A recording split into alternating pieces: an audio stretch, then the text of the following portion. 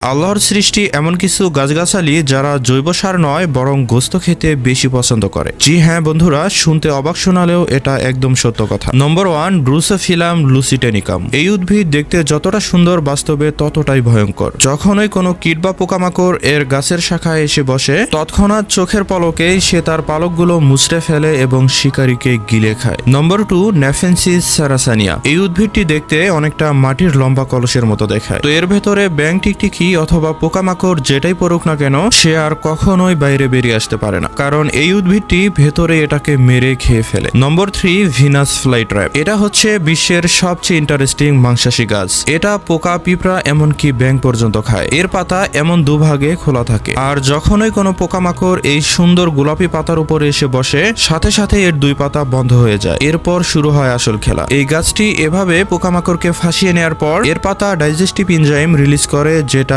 ওই পোকামাকড়কে গলিয়ে একেবারে স্যুপ বানিয়ে ফেলে। এরপর এই গাছটি আস্তে আস্তে সেই প্রাণীকে শুষে খায়। তো বন্ধুরা, আপনি আল্লাহ তাআলার কোন কোন নিয়ামতকে অস্বীকার করবেন? নিশ্চয়ই আল্লাহ তাআলা হচ্ছেন সবকিছুর উপর ক্ষমতাশীল।